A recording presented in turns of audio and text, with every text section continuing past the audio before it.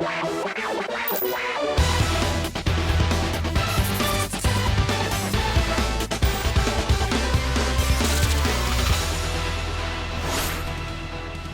the Austin one, the first one, I mean, a really good way to kick it off. I want to get everyone's thoughts on this. Overall, I have to say, kind of like I wrote in our Facebook group, I really, really enjoyed it. I don't think that these shows are necessarily written for people like us because we know the ins and outs of Austin's career like pretty well. But I think as like a broad overview of his career, plus it's new footage of him talking about it. So even though we've heard him tell these stories before, I mean, he's telling it. It's a different sit down interview, so that always makes it a little bit more interesting to see the footage. I mean, you're talking about the biggest draw in the history of the wrestling business. Just to kind of relive all that, even though I've seen it countless times, is always an entertaining broadcast. I did think that it struggled a little bit with how they told the narrative and how it jumped around. This was one of our critiques on Dark Side of the Ring, which we've always been super complimentary on, except for one episode, and that was the Bret Hart episode. And Kyle, you said at the time that that one was like, just from a documentary perspective, a little bit hard to follow. Yes. And I thought with the Austin one, like the timeline, like the narrative of it got a little difficult to follow because they skipped over some things. Like they didn't hardly talk at all about the Bret Hart feud. His rise just kind of happened, and then they went to the Owen injury. And then like they kind of hit like the highlights of his run on top. Like they concentrate on what happened with The Rock. But like it didn't really progress like in a linear fashion, which is like what I like in documentaries. So that was like one little nitpick I had with it. But overall, I mean, I thought for the general audience, it was extremely well done. I really enjoyed watching it. What do you guys think? I don't care. Either of you can go first here. I thought it was really good. I actually got a message from a buddy of mine who's not a wrestling fan, and he knows that I am, and he mentioned it and said it was really good. Not, you already kind of said this isn't really for us. It's not on air to teach us anything about him. Although I did get a little bit of new stuff. The interviews with his family was really good, especially his brother. And then also, it was really gutting when he was talking about his being away from his daughters and how they lived in England for a while. And he was on the phone with one of them and she had an English accent all of a sudden. He just kind of broke his heart. So all of that was really good. I agree with you most part for the kind of the beats of it, and maybe not so much the pacing, but the lengths of stories they were telling, the spaces in between. I was shocked. You mentioned they didn't really hit the Bret part of it, but all they showed of WrestleMania 13, one of the greatest moments in wrestling history that made him, they almost completely skipped that too. Mm-hmm. You just had the one clip of the bloody sharpshooter. That was it. Yeah. I mean, and that grabbed people. Cammie was in the room watching it. She go, "Oh my God." It's like she freaked out when she saw that. It's the greatest match of all time, baby. Yeah. So I had two takeaways from the documentary, just to build off what you guys were saying, and I'll go back to it in a moment. It's obviously very hard. We know this, to fit Steve Austin's entire career in a 2-hour window with commercials. I mean, my God, if I did it, it'd be like freaking 7 days long, the documentary, and they would tell me to get lost. But the two takeaways I had: one, we know there's attitude era fatigue. I'll use that term. Maybe I don't know if that's the right term, but I'm going to use it anyway, among a subset of the current wrestling fan base. However, when you watch a documentary like this one, it is quite easy to see why that era is so revered by people. And Kevin Owens had that quote, and I didn't write down the exact quote, but I'm sure you guys know what I'm talking about. Talking about how Austin makes it hard on them because no matter how good they are, people say, yeah, he's pretty good, but he's no Steve Austin. Yes, and that's the thing. And this is a star-driven business. I know WWE now, the brand is the star, but to me, you see a documentary like this, it kind of proves that the opposite is better when there's somebody bigger than the brand. I mean, because you're not going to just want to watch, who wants to watch a documentary? WWE 5 hours a week just provides quality entertainment for 30 years. That's not very interesting. I want to know about the individual personalities that make the WWE tick, like Steve Austin. And to that point, I got to ask you guys this, and it's a bit of a rhetorical question. I figure you're going to agree here. How important were these strong personalities of that time period, 1997, 1998? Austin, Brett, Shawn, Foley, Rock, in the WWE's resurgence? Because I'm listening to this Vince McMahon talk a little bit about, when they first brought him in and he was the ringmaster, and Vince's like, yeah, I didn't really know what to do with him. I didn't think much of him at all. And I'm like, that was kind of a new thing to hear. I mean, obviously the ringmaster sucked, and we've all, that's been beaten to death. But it was such a short time period, right? I mean, he went to Stone Cold within like 3 months. By Mania 12, he was Stone Cold, I think. Yeah, exactly. Yeah. And I'm just thinking, man, if it wasn't for those guys being able to stick up for themselves, saying, I'm not fucking doing this. This is what I want to do. And then successfully executing it. What would the WWE have been if it wasn't for that? I don't think it would have been very good, quite frankly. I think it would have been a lot of trouble at the expense of WCW in that time period. I mean, it's beating a dead horse, but it makes you wonder, I mean, what are the chances that they just had those giant kind of unstoppable personalities, or are today's guys and gals just more handcuffed where they can't really show their real personality? Well, what's interesting is the creative team is a lot bigger now, right? Yes. So, I mean, they had a smaller group of people to potentially voice their frustrations with, or to pitch a new idea. Like today, Mike, how many writers they have? Like over 50? It's insane. I love Bruce was still trying to defend the ringmaster idea, by the way. Yes. Oh, well, he was this ring general. He was just the best. Well, I mean, I saw people making the point that if Steve Austin came through NXT today, they would have given up on him. And maybe there's something to that, because he didn't take off right away, and even have Vince on camera saying, I didn't really see anything in him. Mm-hmm.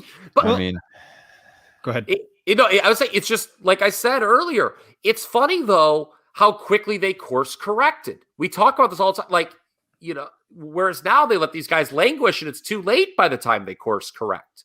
With Austin, we can all talk about and laugh now. The ringmaster was lame, but he realized it right away. A lot of people around him realized it right away. They realized it right away. And they were kind of like, all right, we'll just come up with something better.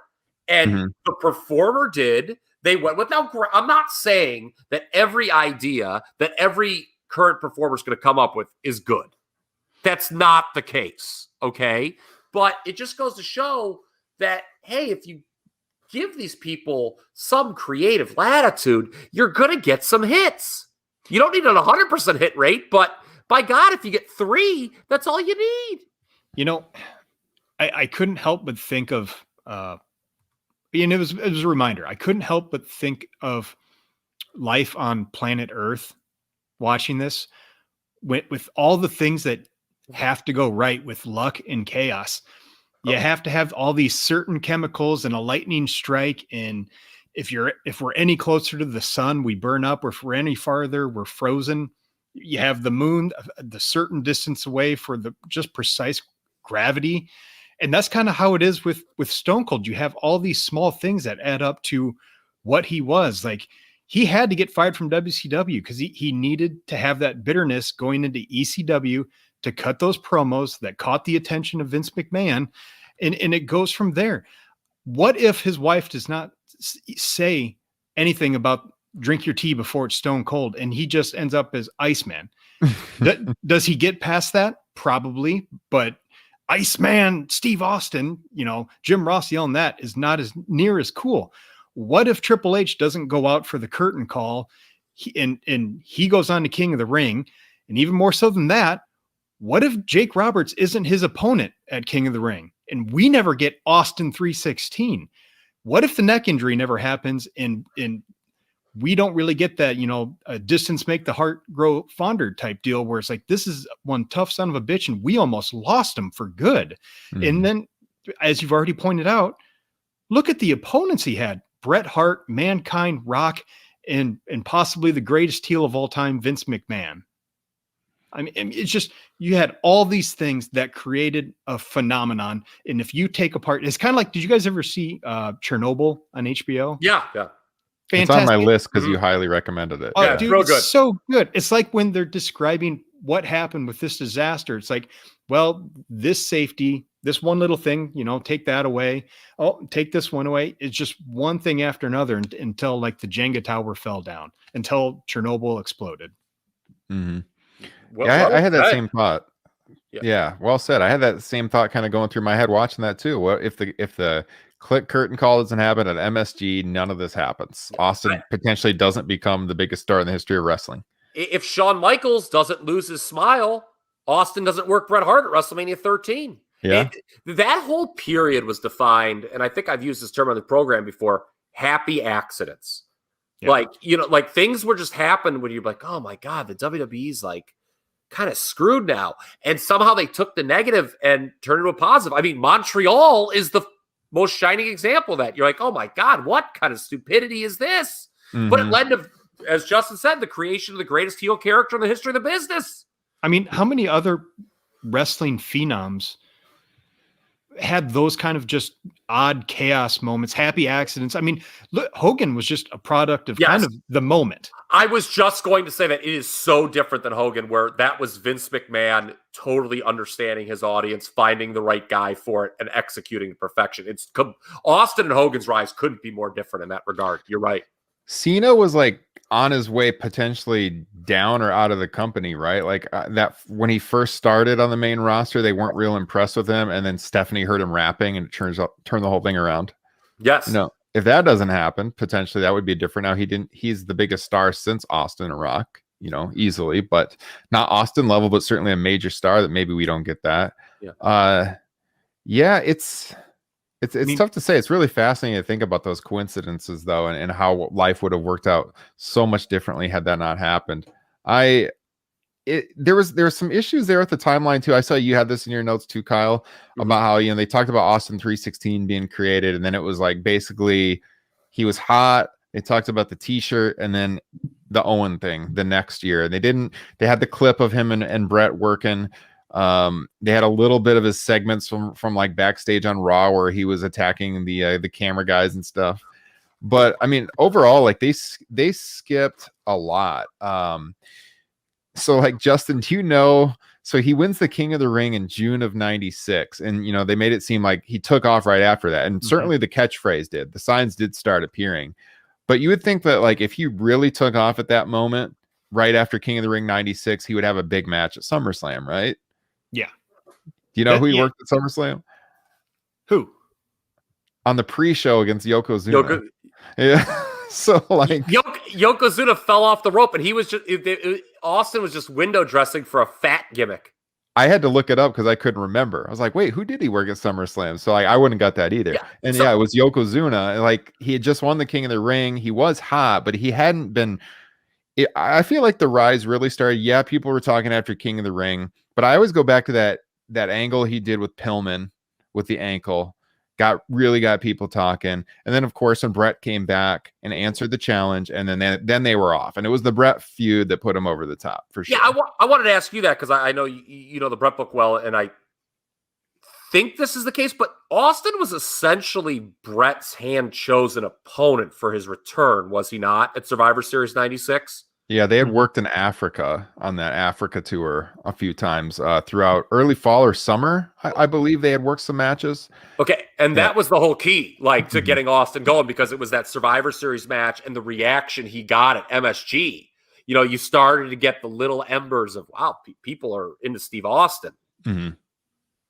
So that was like, the wrestling historian in me, like the longtime fan, was like, oh no, go deep dive more on what happened after that with the Bret feud and the USA Canada stuff. And they didn't really cover any of that. I mean, of course, WWE's like said, well, yes. And then he kind of floundered. We had him in this lame duck pre-show feud against Yokozuna. Yeah, they're not going to say that. But, you're right. And look, we've got a lot of these documentaries come up, like you said. So who knows? We have a Bret one. The USA Canada feud may be covered in that one. Yeah. So, you don't want to like rehash these things. True. Across multiple documentaries. So I'll give a pass there. But there was no mention here in this Austin documentary of the 99 injury. at all, which kept him out for so long. Or his business killing heel turn. Again, it's a WWE production, so they're not going to, and of course I added in business killing for effect, but that's true. And then, most notably, I know a lot of people were talking about this earlier in the week, like the domestic abuse. They kind of painted it like he was going through some stuff after he left WWE. Obviously they're not going, because he's not going to do the documentary. Yeah, I mean, come on, there's no chance. There's, I mean, and to be fair, people are going to want to, freaking wrestling, they can't. Nobody in any walk of life, I shouldn't say nobody, but most people are not going to agree to a documentary, and bring that up. They're just not. So I was not surprised by that at all. Just one last thing. I don't know if you guys have Justin in our text thread mentioned this Austin Mick Foley connection. Mm-hmm. Mick was a talking head on this documentary, and I was thinking it is crazy. The connection between these two guys, started out, I know Mick had a cup of coffee in 1990 in WCW, but they became regulars around the same time in 91. Had great 3-year runs there by any objective measure. Both were like real standouts for that promotion. And then they kind of both unceremoniously leave, go to ECW. Same time. Yeah, same time frame. Yes, I mean they were there together. I mean, cut probably some of the greatest promos in the history of this business. I mean, they showed the Austin one. I mean, Foley, the Kane Dewey promo. Yeah, I mean, it's just an all-time next level thing. Then they go to WWE around the same time together, and you think about it, Mick Foley wins his first world title the first week of 1999. Who was the guy who interfered in that match? Yeah. By the way, breaking glass. Yes, anyways. That is the greatest pop in the history of this business. Not this fucking Triple H at MSG in 2002. Hey, let me ask you something about Triple H. So when they talked about the curtain call and him not winning King of the Ring, I got to get your takes on this, because I actually got my wife to watch most of this with me, and she was pretty into it. So that tells you it's good, because she'll never watch wrestling. Yeah. But when these Triple H comments on, I turned to her and said something, and I really am dying to know what you thought. So Triple H said that, maybe he was a little mad when he found out he wasn't going to be winning King of the Ring. But at the same time, he was like, we got something really special here with Steve Austin. And he was really happy for him. Justin, you buy that? Well, no, but he recovered from it when they were talking about Austin 316 at the King of the Ring, and he's like, part of me was like, no, that should be me, but also I wouldn't have been able to cut that promo. Yeah, he did. That was a rare moment of what's the word I'm looking for here? I don't know, humbleness. Yeah, humbleness from Triple H. Yes, but what he said. I mean, obviously, I'm sure he was pretty pissed off or whatever. But I think 25 years later he thinks that. But at the time, I don't buy for 1 second that he wasn't just livid about it. Yeah. Remember when I don't think he was saying, "Well, Steve Austin's pretty special. This is going to work out." Like, come on, man. I wouldn't have been saying that. Well, and to be fair, I mean, I don't weep for Triple H. Okay, I mean, the guy was brought back and won the Intercontinental title not long after. Yeah. Remember, I mean, it's not like he really had to fight so hard to get back in the mix. It's like he was off TV for basically the summer. Yeah. He beat Merrill, right? Yes. Mark Merrill? Yeah. Yes. That was when I was like not watching WWF at all. I just wanted to real quick to kind of put a pin on the Stone Cold Mankind or Austin Foley that Kyle brought up. I think the reason you really brought it, I think I don't know, I knew it, but I'd forgotten about it. The thing that's really interesting and what are the freaking chances is Mick Foley was at Steve Austin's tryout to become a wrestler. Yes, that's what nuts. are the freaking chances of that? Yes, so crazy. Yeah, that's nuts, man. And we should do a podcast on Gentleman Chris Adams, by the way. Put that on the list. Connections there too. Yeah. So he's at Steve Austin's tryout, and 10 years later, they're having one of the very few Kyle Ross rated 5-star matches. Glad to see you're paying attention. Yes. God, I love that match so much.